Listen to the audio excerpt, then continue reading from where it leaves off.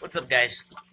So this morning, I was on my way to school, so I didn't have time to film it while it was live in action going down. But about 2 weeks ago, I posted a video of my two apple snails, mystery snails, gold snails, whatever you like to call them. They were mating, and I had aired that so you guys could, get a sense of, a lot of people think they're fighting or trying to eat each other and stuff like that. No, they're making love. That's about it. So, this morning I actually got a sack of eggs. Now, if you don't know anything about these types of snails in particular, they can hold sperm into them for up to 30 days. Now, this happened about 2 weeks ago when they made it, so I'm actually pretty proud that it didn't take as long as I thought it was going to take. But at that saying, you can go and buy an apple snail from the store, and it could be a female, and not even have another snail in there. And before you know it, you might have an egg sac up there. If you don't want the extra snails, you might hatch them, give them to your friends, give them to your local fish store. You could also, if they get submerged in water, they'll die. So it just depends on what type of person you are and what you want to do with them. So let me just show you the sac. Alright, so here is the egg sac of the snails. Apple snails, they like to hatch their eggs outside of the water because they do have lungs, one lung, one gill. So the starting process of life will be outside of water. It also saves those snails from any fish that want to peck at it.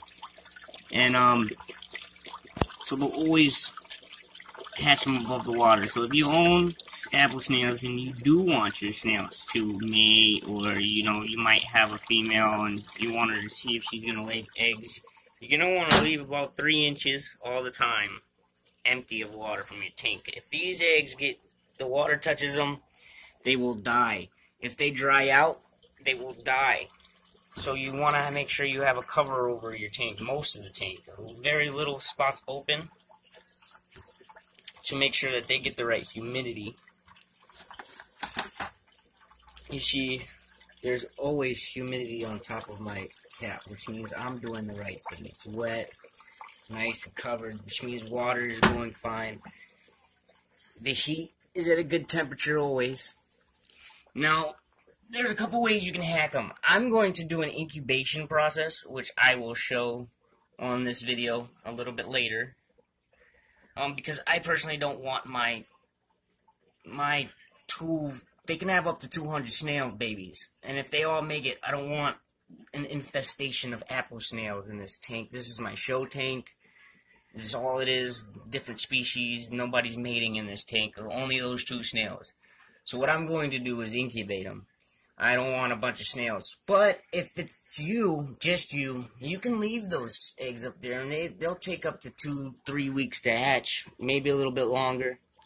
But just give me a second. What I'm actually going to do before I cut into the next part of the video is I'm going to need both hands, but I'm just going to explain to you guys. Now this egg sac, it's kind of hard. I'm going to move it.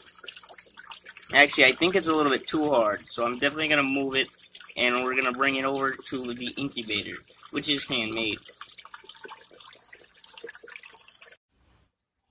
Alright guys, so the only thing I did without you is I gently took the egg sac and peeled it off the wall of the aquarium. It's actually quite hard and stable. I'm kind of concerned about that. I don't know if it should be this hard at this point. It might be a little bit too hard. It's a little bit dark. It went from that whitish, pinkish color from this morning when they were good to a dark color.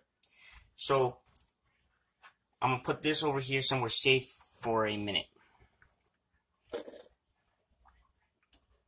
Okay, so what you need to make your incubator is you're going to need 2 of these containers. They sell them on a lot of different foods all the time. You want 2 of these, but you only need 1 lid. So one of these is going to serve for the bottom. And you're also going to want a spray bottle and some tape. You don't necessarily need the tape. I have when these snails hatch, they're gonna go everywhere. They're gonna want to explore things. They're gonna want to go. So if you don't have a lid on there, they're gonna go everywhere in your house. They're gonna die. They're gonna dry up really fast. It's gonna be the end of all your babies. So I also have a cat. I have quite a couple pets, so I need to have a lid on mine. So this lid here, you're gonna poke holes in it. And for your bottom chamber, which is just gonna serve as it's gonna give moisture to these eggs. They can't completely dry out. So that's why we're also working on a pretty timely basis. The bottom I have filled with the same aquarium water. I want the pH and everything the same. And I just have it filled up with some of this aquarium water. I'm gonna put the lid with all the holes on. You want the holes to be about the same size, if not a little bit bigger than the size of the egg itself. Not the egg sac, but the individual eggs. Because when they hatch, they're going to be about that size, and they're going to want to get into the water. You just can't have the eggs falling in the water. So, see how it's tricky? So now I have my water, my lid with the holes. The next thing I'm going to do is just take like a little piece of... I'm actually going to take a piece of coffee funnel, I want the eggs to accidentally get a splash of water while I'm moving this container. So I'm going to put the egg sac just ever so slightly on a tiny piece. It's long enough for it. And now we have our eggs on top of the incubator. Next thing, this top, I do want them to be able to breathe a little bit, so take my knife. It's big, it's a crack, so I would advise using something other than a knife. But you just want them to be able to breathe. So actually, I just made a crack. Air will go through there, but the snails won't. So then you're just gonna now take this with your water bottle, mist it a little bit. Don't spray the eggs directly. Mist the top. You might want to mist the top once a day, maybe. And now that I got it fastened right on top, I'm just going to add some tape. Like 3-4 pieces, make a cross. Not a cross around the whole cup, but like cross pinpoints on where you're going to tape it at.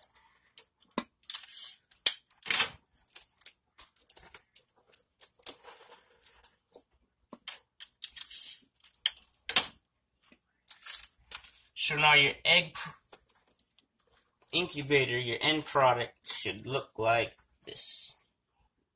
Water on the bottom, lid, eggs. You don't have to put anything underneath the eggs if you don't want to.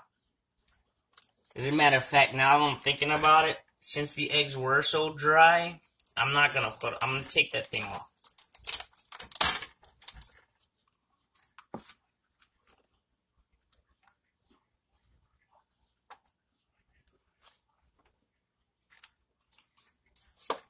So we took the little piece of tissue off, just because my eggs are a little bit harder, and they're not supposed to get too dry, but at the same time, they're not supposed to get wet. The humidity from the air should be the only thing moisturizing in these eggs. So now we have it. Now you're going to want to put this somewhere decently warm, but not too hot, because then all your water is going to evaporate. You're going to check on this every day. Every day. You're going to check on it. Make sure that everything's going as planned. So, I'm going to leave this on top of my bearded dragon's cage, because it's always quite warm over there. So, the warmth will actually help them hatch a lot faster.